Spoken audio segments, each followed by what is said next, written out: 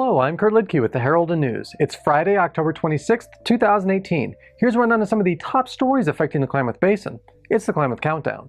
It began as a World War II-era military base, then converted to the original campus for Oregon Institute of Technology. But when the original asbestos-laden structures were haphazardly demolished by a developer in the 1970s to make room for houses, it became a huge mess. Northridge Estates, a 200-acre site northeast of Klamath Falls, began seeing signs of asbestos bubbling up from the soil in the early 2000s. In 2011, it was declared a superfund site, a state designation marking it as the most polluted location in all of Oregon, and open to federal assistance. For the past 3 years, extensive cleanup efforts have been undertaken to remove and secure asbestos-contaminated soil and materials, around 360,000 cubic tons in all, at a cost of $40 million. On Wednesday, that effort was declared complete, though the two repository sites will continue to be closely monitored and maintained. Homes in the area will start going on sale in November. Key provisions for water relief from the Klamath Basin are included in a major piece of legislation signed into law on Tuesday by President Donald Trump. The Water Infrastructure Act of 2018 authorizes construction of Army Corps of Engineers water resource projects for flood risk management, hurricane and storm damage risk reduction, and includes provisions impacting the Klamath Basin and California. For the next 4 years, $10 million will be made available as a safety net during drought as disaster relief, and funds that provide for groundwater pumping, which increases flexibility and reliability and efficient use of water in the basin. Dr. Norm Chaffee, a now retired NASA propulsion engineer who also worked on the Gemini project and the International Space Station, visited Klamath County on Tuesday to speak to students at multiple schools about his experiences and how he helped astronauts reach the moon.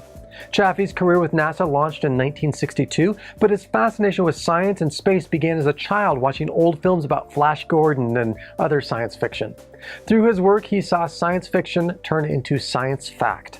Chaffee detailed his experiences amidst the space race for students at Mazama, Klamath Union, Henley, and KCC, encouraging students to dream big and pursue passions, particularly for any aspiring rocket scientists out there. A new fit trail opened Wednesday at Steen Sports Park thanks to a $50,000 grant from Cascade Health Alliance Community Projects Program and a host of volunteers. The Fit Trail is a 1.5-mile loop consisting of an all-weather gravel surface trail with 20 self-guided and self-paced exercise stations. The stations emphasize strength, flexibility, and balance, and are suitable for walkers and joggers of all fitness levels. Each station is equipped with an explanatory sign with instructions to perform the activity. The Fit Trail is part of a new overall walking program that includes another outdoor 1.5-mile loop called the Outback Trail, located at the hilly southern end of the park. It meets up with the Fit Trail near the pond. Halloween is next week, and there's plenty of opportunities to revel in spooky fun this weekend. Downtown Klamath Falls Association hosts its annual Scarecrow Row all day Saturday. Saturday is the 5th annual Comic-Con at the Downtown Klamath Falls Library, complete with costume contest, arts and crafts, tabletop games, a large retro video games room, vendors, and much more.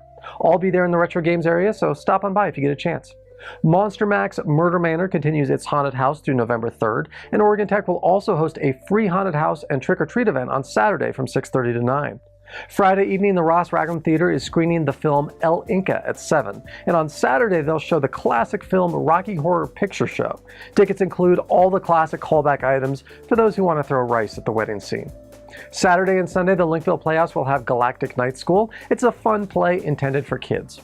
And down in Malin, the Broadway Theater on Saturday will be screening a classic, the 1980 comedy mystery The Private Eyes, at 6 p.m. And next week on Halloween Day, don't forget that the Herald and News invites trick-or-treaters to come to our offices during the day to get your candy collecting started early. As always, for a full rundown of upcoming events, check out Thursday's Limelighter section. So until next week, for these stories and so much more, be sure to pick up your daily copy of the Herald and News or visit us online at heraldandnews.com.